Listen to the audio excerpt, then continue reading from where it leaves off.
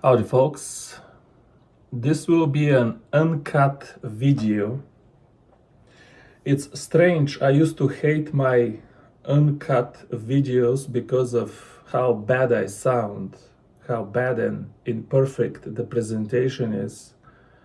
But today when everything is AI generated, strangely enough, I find the human imperfections all of a sudden appealing. It just, I don't know, to me, it's a positive to see something that comes from a human and it's not AI generated. So be patient with me. If the video takes too long to say very few things, you can watch it on 1.2 or 1.3 speed or even faster, whatever works for you, but it will be an uncut video. I haven't fished, folks, for 2.5, 3 weeks since I fished with realistic fishing. I still have 5 or 6 bluegill videos done in May. I'm behind a lot with my bluegill videos, but I want to break the monotonous tone of publishing only bluegill videos. People do get sick of those. So I'm gonna do one of these, talking videos because they actually get a lot more views than my bluegill videos, and I don't even need to get out of my chair here. Before I even start, I want to let you know that I do really appreciate your time, and I wouldn't spend 30 minutes of your day to repeat something that's already said 1,000 times on YouTube. YouTube today has become a sewer, but a bad sewer. A sewer is a system that takes the feces away from you. You drop the feces, they flow away from you. With YouTube, it's the other way. People drop their feces, they come to you. That's what YouTube is.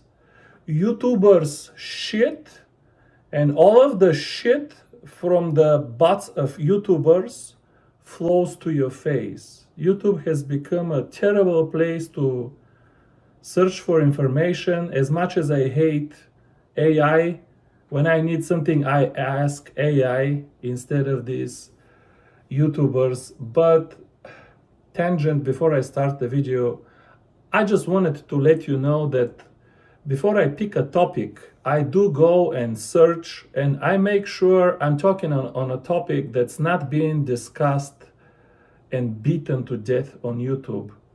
So to keep the video short, even though it's too late for that, we're already 3 minutes of rambling without starting the video, I picked only 3 very cute tips that I believe will be helpful for a bank angler, because what I see on YouTube and on the banks is I have found some areas where the tips can actually be helpful.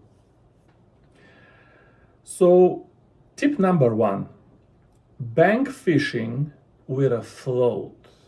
Okay, from what I see in general, people who bank fish with a float fish too shallow.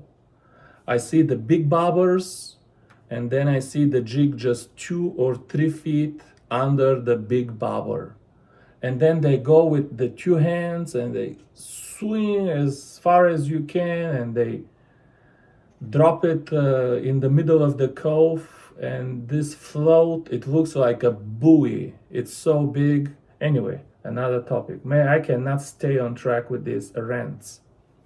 Forget about the buoy size float. They're fishing too shallow.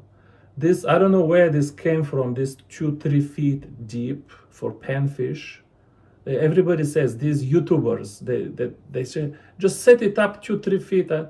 No, there is no panfish that will suspend 2-3 feet under the surface. This is not a speculation anymore.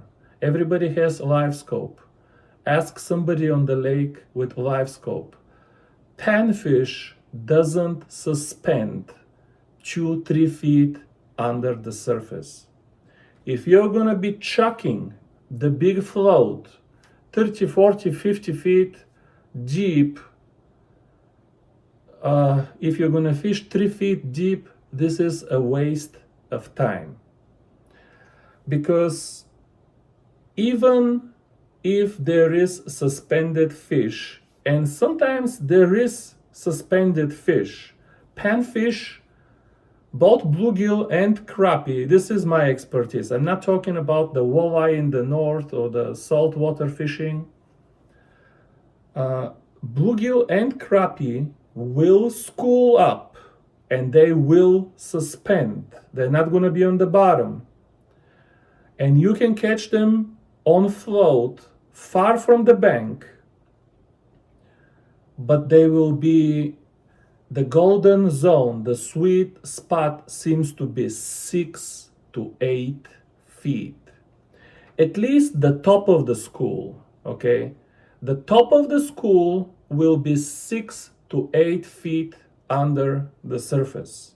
The bottom of the school can drop another 6 or 8 feet lower, but the fish on top will be 6 to 8 feet.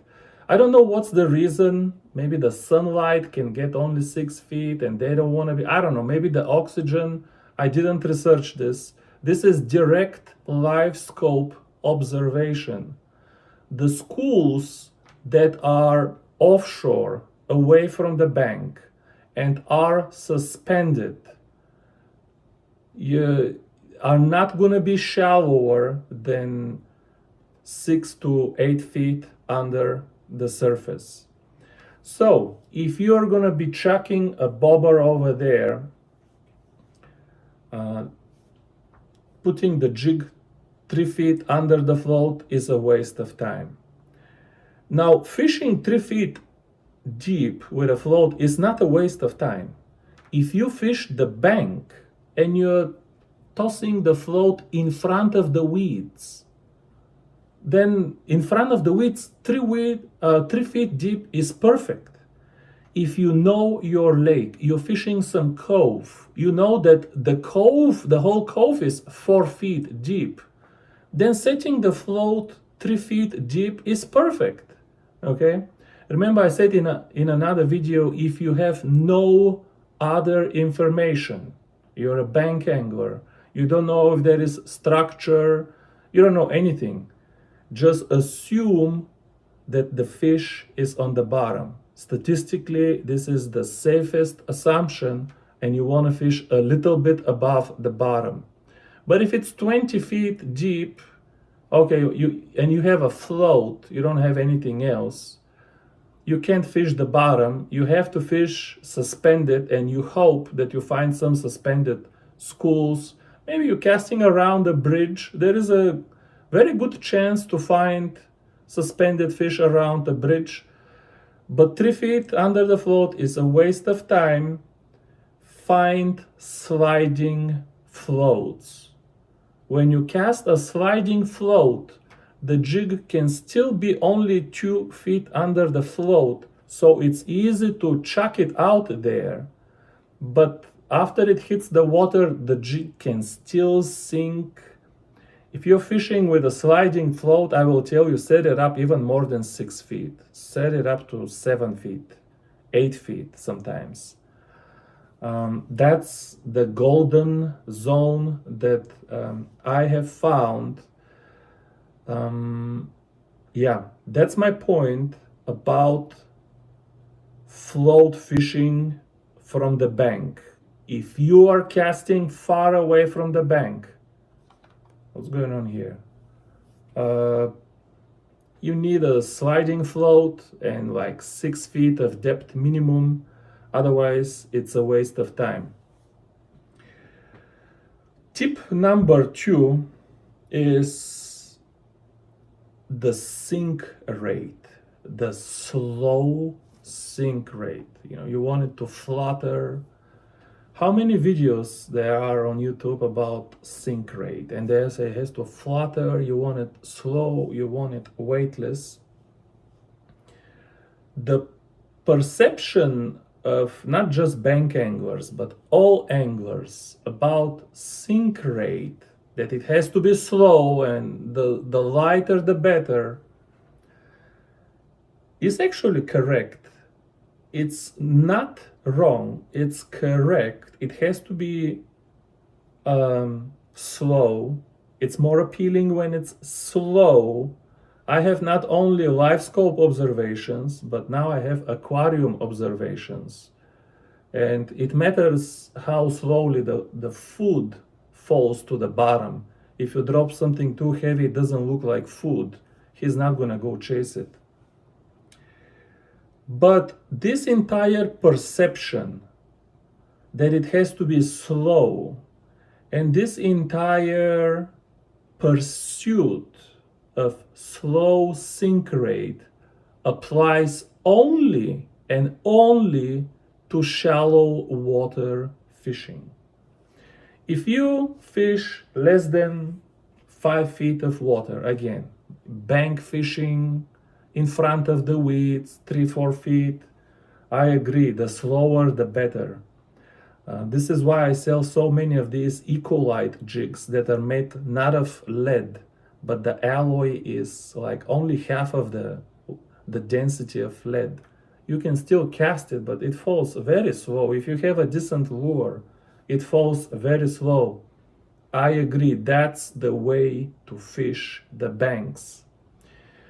But the same problem with misconception happens when you guys cast far away from the bank, and now you're fishing 10, 15, 20 feet deep. Let's say you're on the bank and you're fishing a bridge, and the first bridge column is, I don't know, 30, 40 feet away from you. And you know there's gotta be some fish around the bridge column. And you make a long cast, no float. And you wait for the jig to sink, but the bottom there is maybe 20 feet deep.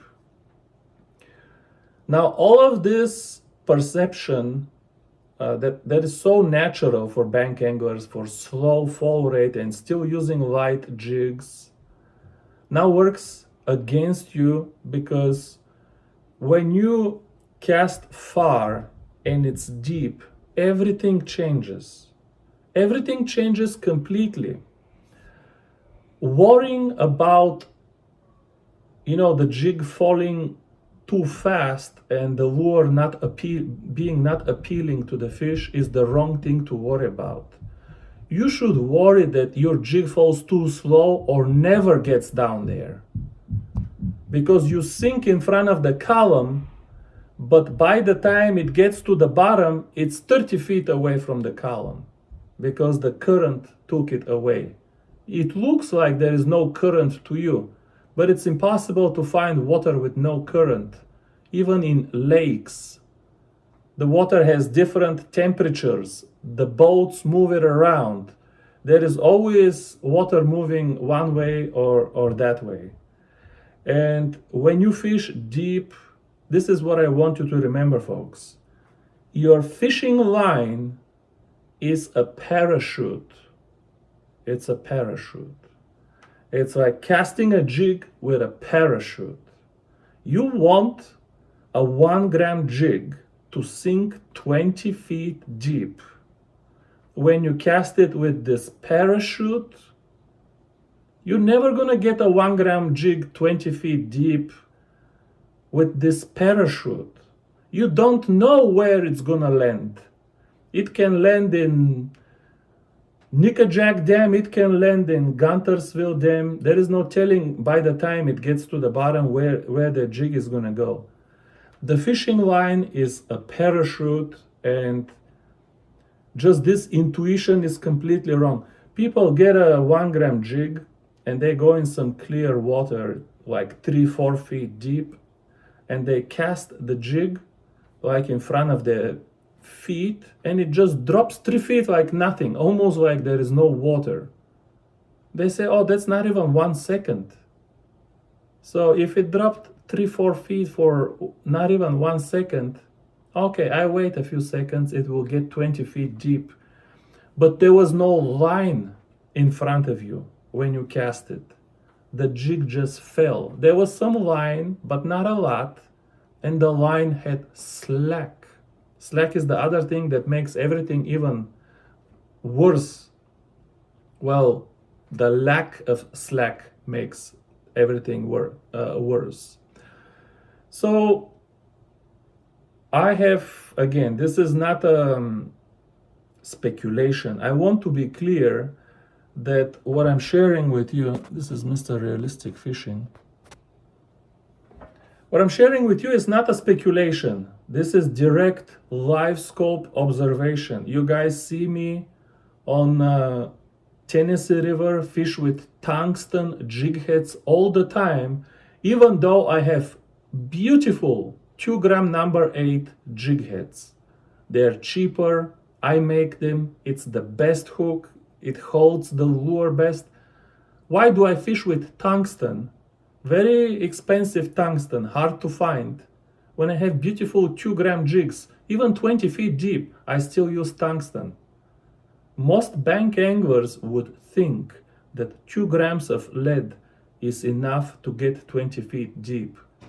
And it will eventually get 20 feet deep, but eventually it's not efficient. I don't have all day to wait for this thing over there. So when you are casting far and you're fishing deep, like water, but let's say not creek, but river, or you're fishing some mooring cells like me that you know they're going to be at least 20 feet deep. Otherwise, how is the ship going to dock there? You know it's deep and you want to fish closer to the bottom. Just get the heaviest jig that you have in your tackle box, because your perception is wrong unless you have fished with live scope. Let me tell you this, unless you have fished with live scope and you can see with your eyes how the jig gets to like 10-12 feet, and then, oh my God, it takes forever for the last 5 feet deep. And if there is a little bit of current, the 1.5, the 2 gram lead, it never gets to the bottom. There's just a little bit of, never gets to the bottom. Unless you have seen this pain that it never gets to the, it's hard to imagine. Because from your observation, your direct observation, you throw it 3-4 feet deep, boom, it's right there. So you just extrapolate linearly for deep fishing, but deep fishing is very different. So use heavy jigs. If the bottom is clean and it has no snags and you can afford tungsten, definitely use tungsten. Because even lead, I can tell you, my 2.0 gram number 8 hook jig heads, the effective maximum depth is probably 15 feet. Even 15 feet is stretching it, to tell you the truth. I'm saying effective. Yeah, if you have all the time in the world and you can give a bunch of slack line, yeah, it will sink 20 feet. That's not effective. You know, waiting 30 seconds on every cast. That's not effective. So if you're fishing deep, folks, use heavy jigs. There are no good heavy ultralight jigs. There are plenty of heavy jigs from bass fishing, but they have very big hooks.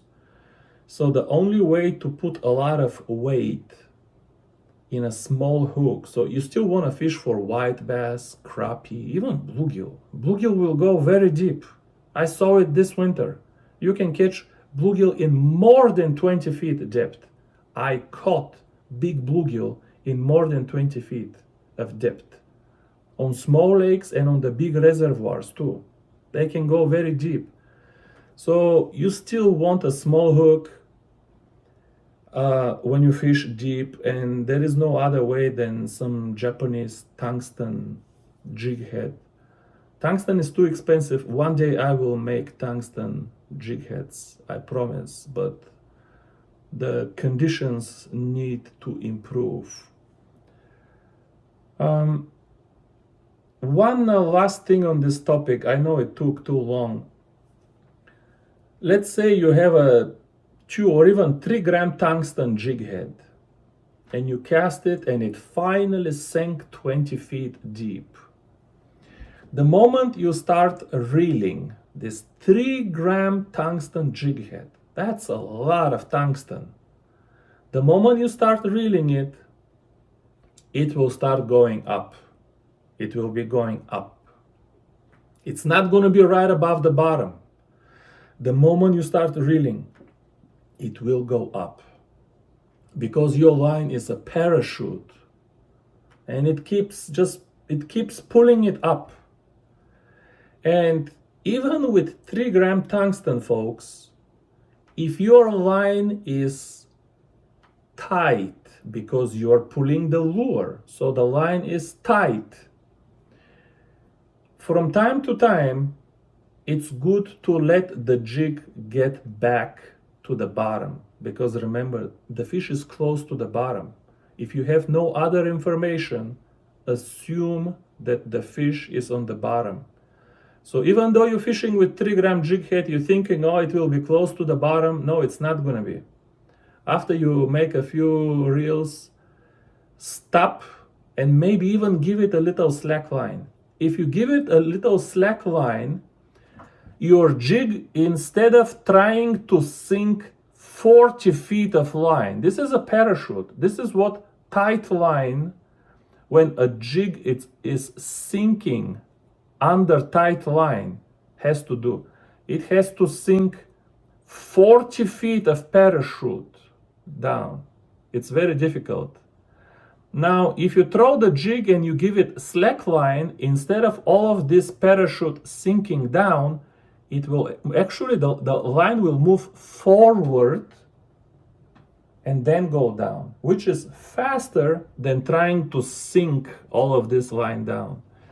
So when you stop to let your jig sink a little bit, don't wait for it to sink on tight line. It'll take too long. Give it a little slack maybe, or just you move your rod forward a little bit. Even 1 foot is enough to give it some slack and dip a little bit. And then you start reeling again, and now your lure is swimming above the bottom. This is what you want. Twitching or swimming. If you have no other information, you want to be right above the bottom. Okay, too much time spending on deep water fishing, but I just think that it can be useful for bank anglers with no live scope, because there is nothing in your direct observation to lead you to this kind of conclusion. You only need a few years with live scope to understand that when you are fishing deep, just the heaviest jig you can find, at least the 2-gram lead that is available and cheap, it's not tungsten, that one at least you should have it. You don't have to fish it, but you should at least have it. So at least 15 feet deep without current, at least that you can fish. Okay, my last point, I don't want the video to be too long. Can I get a comment or a hi or a shout out from somebody who is listening to this video while driving? Somebody left me a comment before that he's a driver and he spends many hours on driving, and he sometimes just listens to my videos. I do the same thing. I fish sometimes very far, 2 hours one way. I play some of my favorite videos, even though they're fishing, and I just listen to them. I don't need to watch it. I can tell what the guy is doing just by listening to it. The last topic is dragging. Okay, drag the jig on the bottom. Just slowly drag it on the bottom. I think this came from bass fishing, because there are some bass fishing techniques where you drag the jig on the bottom or you drag the drop shot on the bottom. There is dragging on the bottom in the fishing, what should I say, literature. The fishing literature, in the scholarly circles of fishing. There is dragging. The catfish anglers, they drag, and the lead bumping on the rocks and seems to draw catfish. I have even think I've seen this myself. I fished with one catfish angler once, and he had a lot heavier lead than me, and it was dragging and making silt, but he was getting more bites than me with my finesse presentation. So there is something to be said about dragging stuff on the bottom for some other bass fishing techniques or catfishing techniques. But for ultralight fishing, don't do it. Okay, ultralight fishing is different. These little jigs and fishing with 2-pound line, first of all, dragging on the bottom is the best way to lose $10 worth of jigs in one session. Okay, so that's one thing. But even if you fish a silty, soft, muddy bottom with no snags, don't drag it. Because our presentation is a little bit different. They have to eat the lure. And if the lure smells or tastes bad, they will not eat it. And even if they bite the tail, let go and never come back. And the surface on the bottom, folks, is almost toxic. Depending on the lake, it can literally be toxic. This is why sometimes we get these fish kills in the fall when the water turns and a lot of the stuff from the bottom gets up in the water, and the toxins can kill the fish. But even if you just drag it on the bottom and smell it, it smells terrible. It is toxic. You don't want to drag an ultralight lure for crappie or bluegill on the bottom. Do not drag it on the bottom. Again, we want to fish very close to the bottom, but above the bottom. Okay. Now, I do myself try to make frequent contacts with the bottom, but this is more like hopping, not dragging. Okay. Dragging, even if you don't snag, you're gonna get a lot of nasty, stinky stuff on your lure, and it will cost you some bites. I'm not saying you're never gonna get a fish this way, because sometimes it's a reaction bite. The fish comes and hits it and it tastes bad, but the hook is too sharp and grabs the fish, and the fish cannot spit it out and cannot back out of it. So you can still catch fish, but you don't want to drag it on the bottom. But the same thing that I told you 5 minutes ago, once you start reeling or twitching, whatever you're doing, your lure will start climbing the stairs up. They just don't go close to the bottom. Once you start reeling, it keeps going up. Well, if it keeps going up as I'm reeling, now I'm too far from the bottom. So what I do is I twitch, reel, twitch, reel, twitch, reel. And after I go maybe 5 or 10 feet, I will just let it drop. Because it doesn't matter how far above the bottom I was. Maybe I was close to the bottom, so maybe I didn't have to stop. But maybe I was too high. It removes this uncertainty. After 5 or 10 feet, I kind of stop, a longer pause, just to know that I'm on the bottom again. So when I start climbing the stairs, I'm starting to climb them from zero, from all the way to the bottom, and then I go 3, 4, 5 feet higher, and then later I'm too close to the boat anyway. So it's not that contact with the bottom is bad. It's good to once or twice let the jig or the lure get back to the bottom, just so you know you're fishing close to the bottom. But dragging, you don't want to stir this shit from the bottom. You don't want your lure coated with this stuff from the bottom to smell or taste like the bottom. Don't drag your jig on the bottom. Hop it or whatever you want to call it, but don't drag it. Okay, we're 31 minutes into the video, folks. I don't want to make it any longer because nobody will click on it, but this is it. I hope that these 3 tips will help a few bank anglers and maybe fix some misconceptions that the bank anglers have.